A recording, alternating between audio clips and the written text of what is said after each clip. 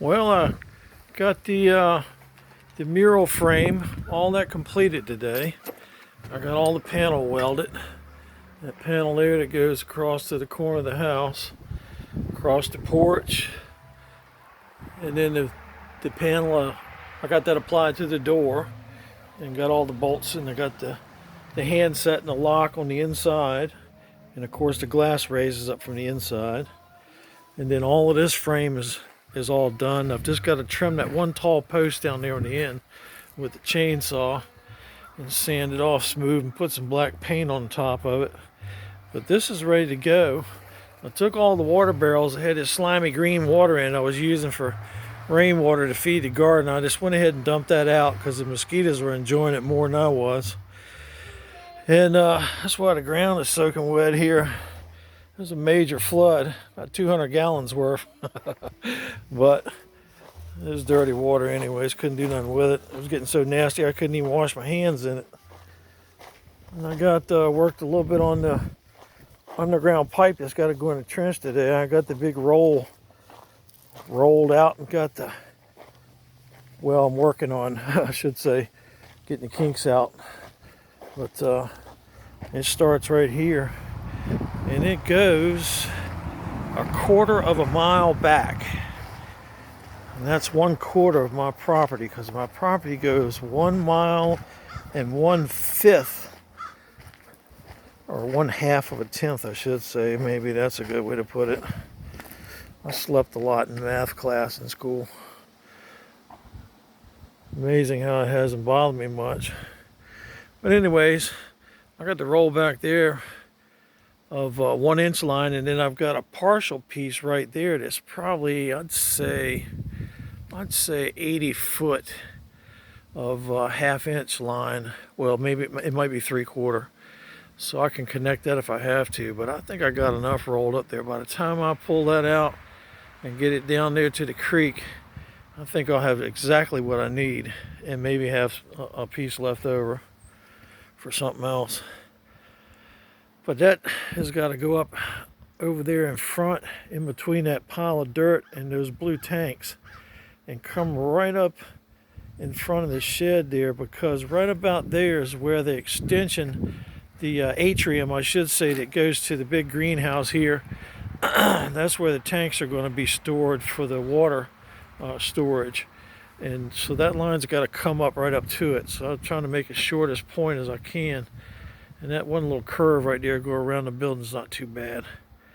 And I should be able to pump that water uphill, because I was looking at the specifications for that ram pump that I built, actually for both of them, and they come out showing that it should be able to pump this distance and stuff, and with this rise, it's only a 1.5 foot rise between here and where the point where the water starts pumping. So that's not too bad. It should be able to overcome that and get up here and fill the tanks up. And then I've got all the copper pipe run for the propane tanks.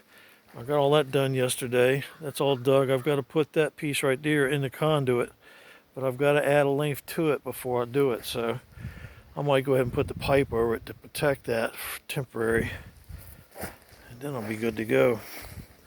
So I just thought I'd let y'all know what I'm doing today. I've been trying to stay cool. It's been so hot and humid here, I couldn't hardly do anything. You just have to work a little bit, and then you have to sit and cool off in front of a fan, drink a glass of tea.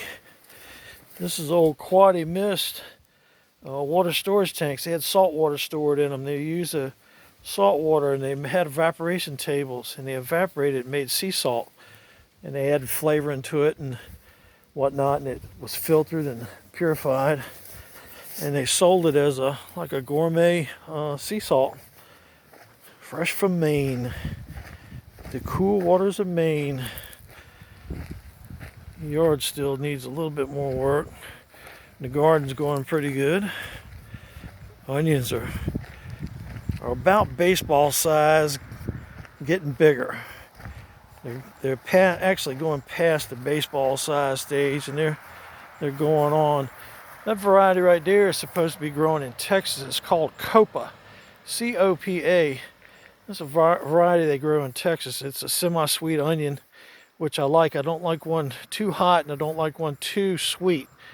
And this is like the next lowest in line of the strains from the Vidalia sweet onion, which is seasonal, and it's like 2 months out of the year you can get it. And then you got to start stockpiling it and holding it. This Indian corn here is all sprouted. And I think every one of them's got an ear going. There's a little baby ear there on that one. But this is just decorative corn. I had a bunch I would want to get rid of, and I didn't want to throw it away. I don't like throwing away. There's an ear right there with silk on it. That's a pretty little ear. They just got started though. There's an ear on. There's 2 ears on that one, and there's 2 on that one too. And there's 2 right there. Look at that. I got 2 on each one of those. But see, I'm looking at these little plants. They're so short. They're only 5 foot tall. And there's not that many leaves on them. I just can't see them producing enough to make a decent ear of corn. But we'll see. I've been watering them real good. The weeds have been taking advantage of me. Now, this variety here is different. This is a variety of Indian dent corn that I tried, and it's supposed to have red kernels. And you can see why it gets the red. You can see that that particular plant, its molecular structure, isolates iron in the soil, draws the iron up in something else. I forget what it was. It draws that up into it. It makes that reddish color to the kernels. I think right in here. No, all of this is the same. It looks like. I know I switched. Oh yeah, it's down here. This is the last of that corn. And then there's a little bit of corn right there that I had in one pack. And that was OP sweet corn. I don't think there's but about 3 stalks down there. So that's my overgrown garden. Everything else is potatoes. Those yellowish leaf things there, they're the potatoes. And I dug one of the plants up right over there the other day, Sunday. I made a big roast and I dug those potatoes up, and they were big as my fist, balled up. They were very nice, chef-sized potatoes. We enjoyed those. The skin was so thin on them, it just barely had any skin at all. And man, they tasted good with some butter and salt and pepper. Some kind of good. Nothing like a fresh potato. I got potatoes right up into here. They're all mixed in there. But I'll get that stuff out of there here in the end of next month. Everything should be done. I'll get it all packed away in the cellar and in the freezer. I'll give us a little bit to munch on this winter if things go bad. And there's a dealer that comes through our area at the end of September in a big box truck, and he has a farm, and they make jellies and jams and all kind of stuff, and he sells bulk potatoes and onions and a few other little things in bulk. And I'm gonna get 3 to maybe 4 50-pound bags of chef potatoes, and I'll have 1 for us to eat on all winter, and then 3 that I can use for planting in this field here and that one right over there, because I'm going to till that one up. I'm going to plant potatoes and onions in that field too. This field here likes growing them, and that's the best crop that I've gotten out of it, is that.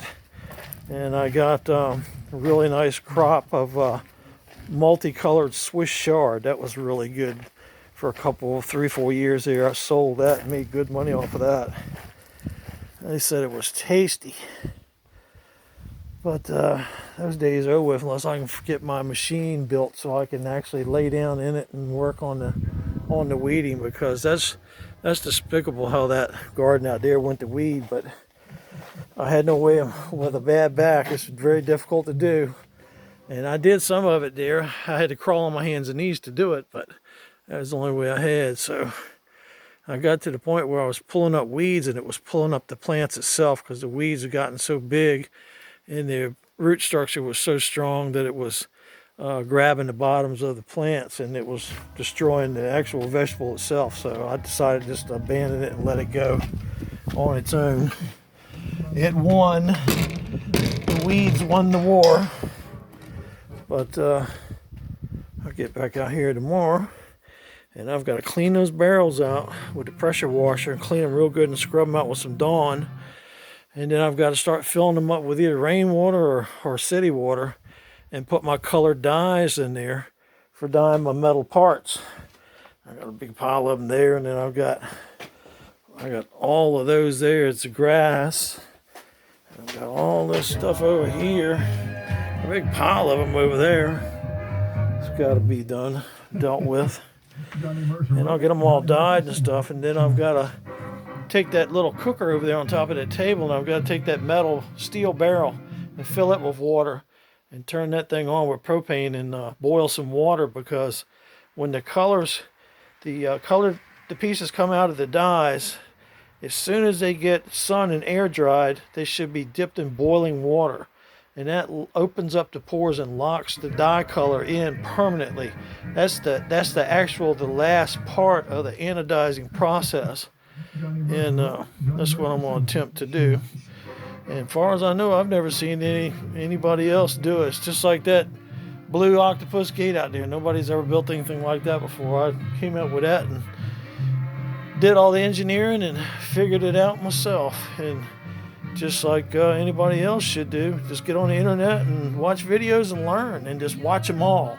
So anything, whatever subject you're trying to learn, just watch all of those. And you learn by it. You learn by other people's mistakes, and if the people are honest at making the videos, they'll tell you their mistakes and show you. Some will even show you, and I got a lot of respect for those people. So that's pretty good. It's a good way to learn, is the internet. Unfortunately, there's a lot of crap on the internet that doesn't need to be on there, like politics. That doesn't need to be on the internet at all, as far as I'm concerned. They need to stay off of it. And all the other crap, terrorists using the internet and stuff as a communication weapon. It's getting out of hand. All the crazy stuff that's going on in the world. It's just like the whole world has lost their mind suddenly. And I know what it is. It's the spirit of the Antichrist. He's coming here. He's here. He's getting ready to reach out and grab his prize. And I hope to God that good Lord Jesus comes and takes us away and gets us believers out of here, because we don't deserve to be through this. We don't need to be in this. We can be a witness from afar. We can sit up on a cloud and watch it happen. We don't have to be down here with it. So I thought I'd let y'all have a little update of what I was doing.